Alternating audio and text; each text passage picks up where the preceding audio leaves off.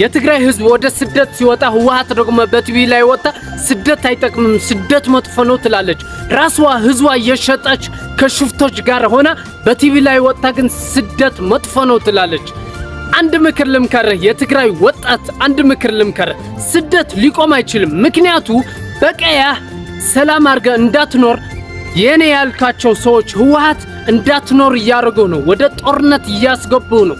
ወደ ማትፈልገው ጭንቀት እየከተቱ ነው ስራ እንዳትሰራ ደግሞ ስራ የለም አሁን መሰደድ አለብህ ማለት ነው ምትሰደደው ደግሞ ቤተሰብን እንድትረዳ ነው ለራስን እንድትረዳ ነው ወይ ሚስትን ልጆችን እንድትረዳ ነው ወደ ስደት ምትወጣው እኔ ምልህ ወደ ስደት ውጣልልህ ከወጣህ ግን አንድ ምክር ልምከርህ ዝም ብለህ ሰው ስለተሰደደ እኔም ልሰደድ አትበል ወጣት አንድ ነገር ማወቅ ያለብህ ነገር እኔ ምን አይነት ሞያ አለኝ ብለህ ማሰብ አለብህ በመጀመሪያ ምንድነው ሞያ ያንተ ሞያ የት ሀገር ሄደህ ነው የሚቀበልህ ያንተ ስራ ወዴት ሀገር ተሰደህ ሄደህ ነው ደሞዝ የምታገኘው ይሄ ማወቅ አለብህ ሶሻል ሚዲያ ገብተህ መጠየቅ አለብህ ይሄ ማሰብ አለብህ ስደት የሚለው ቃል ሳታወጣ መጀመሪያ ወዴት ሀገር ልሰደድ ወዴት ሀገር ሄጄ በራሴ ሞያ የሆነ አይነት ሞያ ማግኘት አለብኝ ብለህ ማሰብ አለብህ ሌላ ስራ ማትችል ከሆነ በጉልበት ስራ ለስራ ካልክ ደግሞ የት ሀገር ሄጄ ነው በጉልበት ስራ ሰርቼ ምቀየረው ደሞዝተኛ መሆነው ብለህ ደግሞ ማሰብ አለብህ ሰው ስለተሰደደ ሰው በሊቢያ ስለተጓዘ ሁሉም ያልፍለታል ማለት አይደለም ከ10 ከ20 አንድ ሰብ ካለፈለት ሁሉም አልፎለታል ማለት አይደለም ዝም ብለህ መሰደድ አይደለም መሃል ላይም ትቀራለህ ለምን ተሰደድኩ ብለህ ተስፋ ትቆርጣለህ ብትገባ ራሱ እና ማሰብ አለብህ ከኢትዮጵያ ጋር ወጥቼ የት ሀገር ነው የምትቀበለኝ ብለህ ማሰብ አለብህ ከኢትዮጵያ ጋር ማን ሀገር ናት ፒስ የምትፈጥረው ከዚህ ወጥቼ ከሀገሬ ወጥቼ በፍጥነት ስራ ማገኝበት ሀገር የት ነው ብለህ ማሰብ አለብህ ብዙ ወንድሞቻችን ሳያውቁ በሊቢያ ሄዶ ስንት ዓመት ስራ ሳያገኙ ወደ ሀገራቸው መመለስ የናፈቃቸው ወንድሞቻችን አሉን ህወሓት ምትወድቅበት ቀን ቀርበዋል አይዞ እየተሰደድክ አትኖርም ወንድሜ አይዞ ክትረጋጋ እንተኺላ ንትዞባ ናይ ባዕሉ ዝኾነ ሰላም ሃምምፃ ዓብይ ግደለዎ ብዓይኒ ፖለቲካ ክረአ ከሉ ድማ ናይ ኢትዮጵያ መንግስቲ ካሊእ ሓደጋ ሒዙሉ ይመጽእ ከም ዘሎ ዝጥቁም እዩ ስለዚ ተዓቢ ነገር ትሕዚ ትናይ ዝትዞባ ዘሎ ፖለቲካውን ወታደራውን ምንቅስቃስ ማእኸሉ ሱዳን ገይሩ ይንቀሳቀስ ከም ዘሎ ብዕሊ ይፍለጥ እዩ ኣብ ሱዳን ኩሎም ረብሓታት ኣለና ዝብሉ ኣካላት ኣትዮም እናተተራመሱ ከም ዝጸንሑ ስጋዕ ሕዚ ይፍለጥ እዩ ስለዚ ሕዚ ግን ብጭቡጥ ዝረአ ዘሎ ሓይሊ ሚዛን ዕርዩ ናፍቲ ናይ ባልቡርሃን ዝምራሕ ሓይሊ ከም ዝዛዘወ ዘመላኽቱ ጉዳያት ንምግላጽ ዝዓለመ ይመስለኒ ናፍቲ ዓለም ምሕተቶም ምግላጽ ዝፈተኑ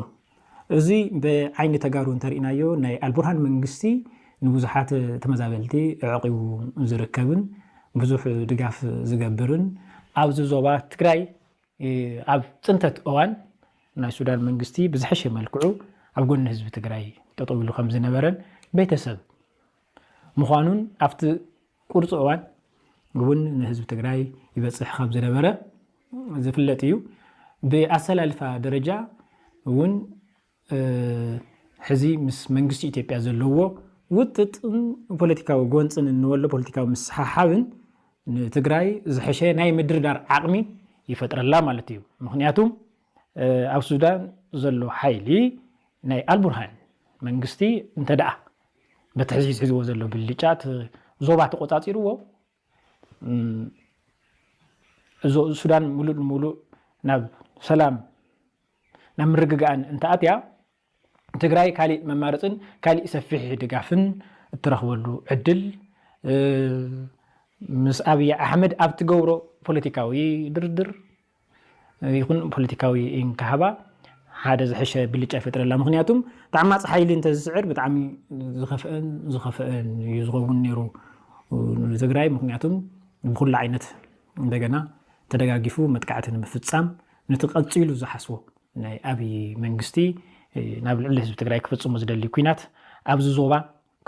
ክፈጥሮ ዝደሊ ዝለዓለ ብልጫ ኢዱ ንክስሕብን ደጋጊምን ክሓስብን ዝገብር ጉዳይ ምዃኑ እዩ ዘመላኽት ዘይሩ ኣብዚ ጉዳይ እዚ እንርድኦ ነገር እንታልዩ ብፕሬዚደንት ኢሳያስ እውን ገልጽዎ ዝፈተኑ እቲ ጉዳይ ብዕርቅን ወይ ብኻልእ ዓይነት ድርድርን ካልእን ብዝብል ምስምስ ንድሕሪት ከይጉተት ሓደን ነቲ መንግስቲ ክድገፍ ከም ዘለዎ እዮም ክገልጹ ጸኒሖም እዚ ብናይ ረብሓ ትግራይ ክንሪኦም ከለና ይኹን ኣብቲ ዞባ ዘሎ ሱዳን ዝተረጋገፀ ዓዲ ምዃና ሓደ ብዙሓት ተጋሩ ኣብ ተመዛቢሎም ኣብቲ ናይ ሱዳን ካምፕ እዮም ዝርከቡ ስለዚ ኩናት ናብኦም ከባቢ ብዝቕረበ ቁፅሪ ብዙሕ ሰብ እዩ ዝጭነቕ ምክንያቱም ስፔሻሊቲ ዓማፂ ሓይሊ ኣይኮነን ተጋሩ ኣሕዋትና ነቶም ደቂ ዓዲ እውን ኣብ ቀረባ እዋን ኣብ ዝተቆፃፀሩ ቦታ ከመይ ዓይነት ዘርኢ ምጽናት ጆኖሳይድ ከም ዝፈጸመ ዝፍለጥ እዩ ተደሚሩ ተቐኒሱ ምስ ሱዳን ተተሓሒዙ ዝቐረብዎ ሓደ ዝለዓለ ዓርሰ እምነት ሃልይዎም እዮም እቶም ፕሬዚደንት ቃለ መሕተት ይህቡ ነይሮም ኣብ ሱዳን ዘሎ ጉዳይ ኣብይ ኣሕመድ እናተሰዓረ ፕሬዚደንት ኢሳያስን ምስ ፕሬዚደንት ኢሳያስ ተሰሊፎም ዘለዉ ሓይልታት ይስዕሩ ከም ዘለዉ ዝገልጽ እዩ እዚ ድማ እስካብ መዓዘይ ዘልቕ ከምኡ ኢሉ ይኸዶ ተለዋዋጢ ከይኸውን ዝብሉ ካልኦት ጉዳያት ኮይኖም ሕዚ ግን እዚ ጉዳይ እዚ ብረብሓ ተጋሩ ናይ አልቡርሃን መንግስቲ ምስዓሩ ወይም ድማ ናይ አልቡርሃን መንግስቲ ዝለዓለ ብልጫ ምህላው ሓይል ሚዛናው ምዝዛው ናይ ትግራይ ፖለቲካ ጽቡቕ እታወት እዩ ተመሰረታው ጸገም ዝንሄታ እዩ ኣብ ትግራይ ከምዚኦም ዝመሰሉ ዕድላት በአግባቡ እናተኸተለ ናብ ሩሑ ክቕይር ዝኽእል ፖለቲካዊ መሪሕነት ምፍጣር ዘይ ምኽኣልና እዩ ንትግራይ ሓደ መሰረታዊ ጉዳይ ዝሓስያ ዘሎ ትግራይ ሶኢላ ካፍቶም ቁሩስ ራስ ከምዚኦም ዓይነት ነገር ዝርከቡ በባዕላቶም መንገዲ ዝመጹ ዕድላት እኳ ገመይ ገይረና ናብ ረብሓ ክቕይሮ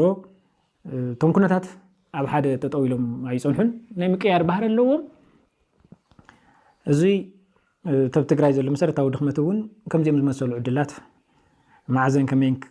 ክጥቀም ከም ዘለዎ ሓሲቡ ዝኸይድ መሪሕነት ዘይምህላው እዩ ናፍቲ ካልኣይ ዝዓበየ ብጣዕሚ ብትኹረት ዝስሕብ ዝነበረ ጉዳይ ከዓ ክንሸገር ካልኣይ ትኹረት ስሒቡ ዝነበረ ናይ ኢሳያስ ሓደ እዩ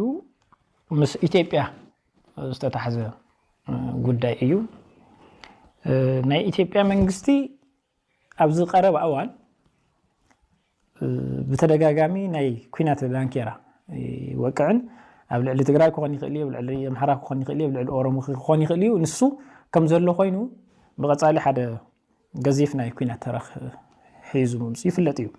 ተዛራኽ ንሱ እዩ ምስ ቀይሕ ባሕሪ ተተሓሒዙ ዝለዓሉ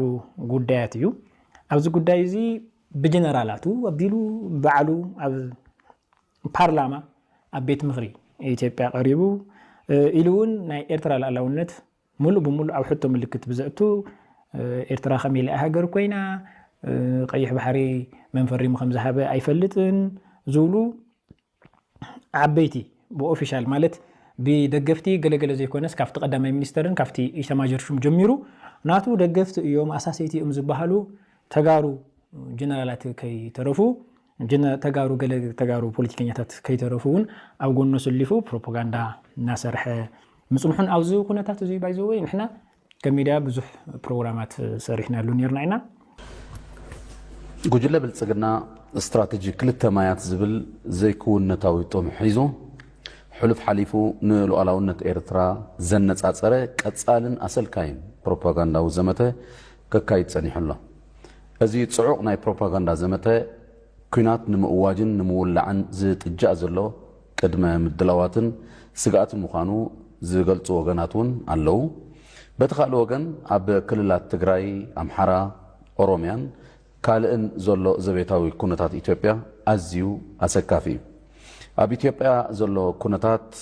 ናበይ ከምርሕ ይኽእል ኣብ ልዕሊ ኤርትራ ክህልዎ ዝኽእል ጽልዋኸ እዚ ሕቶ እዚ ብቐጥታ እዮም ተሓቲቶም እዚ ሕቶ እዚ ዝመለስሉ ኣግባብ ብደንቢ ትኩረት ጌርና ክንሰምዖ ዝገብር እዩ ምክንያቱም እዚ ማለት ናይ ክልተ ዓድታት ዝተመላለስዎ እዩ ክኸውን ብኢትዮጵያ ገጽ እናተባሃለን ዝግበር ዘሎ ምንቅስቃስን ናበይ ከምርሕ ይኽእል በተደጋጋሚ ኢና ፕሮግራማት ዝሰርሕ ነርና I think በኤርትራ ገጽ በፕሬዝዳንት ደረጃ ብዕሊ ንትሕቶ ዝመለስሉ ኣግባብ ኣሎ እቲ ሕቶ እዚ ሕቶ እዚ ተዝቀሪ ኢሎም እዮም ጀሚሮሞ እዚ ማለት ባይዘወይ እቲ ናይቲ ኢንተርቪው ዋና ሕቶ ንሱ እዩ ያው ፕሬዝዳንት ኢሳያስ ታይሚሎም እዚ ሕቶ እዚ አንተ ዝቀሪ የሚሎም እቶም ፕሬዝዳንት ስለዚ እቲ ብጣዕሚ ትኩረት ክወሃቦ ዝግባእን ነቲ በኢትዮጵያ ገጽ ዝመጽእ ዘሎ ገዚፍ ፕሮፓጋንዳ not only propaganda ናይ ኩናት ተረኽ ጥራይ እውን ኣይኮነን ሙሉእ ናይ ኩናት ምድላዋት ስለ ዘሎ ስለዚ እንታይ ኢሎም የመልሶም እዩ ዝመልሱሉ ኣግባብ ኣቕለለ ቢሎም ከመልሱ እዮም ፈቲኖም ነገር ግን ኣቕለለ ቢሎም እንዳይመልሱ እምበር ተጠቐሙሉ ኣገላልጻ ቀሊል ክመስለና ይኽእል እዩ ግን ከምኡ ኣይኮነን እቲ ዓብይ መልእኽቲ ተመሓላሊፍ እዩ ሓደ ናይ ኢትዮጵያ መንግስቲ እዚ ኩናት ዝእውጆ ዘሎ መጀመርያ ብዕሊን ኢትዮጵያውያን እዩ ድሕሪ ፕሪቶሪያ ንፋኖ ከተፍየ ኢሎ ምሓራ ምንቅስቃስ ከም ዝጀመረ ኣብ ልዕሊ ትግራይ ጦርነት ከም ዝኣወጀ ኣብ ኦሮሞ ጦርነት ከም ዘሎ ንምግላጽ ፈቲኖም እዮም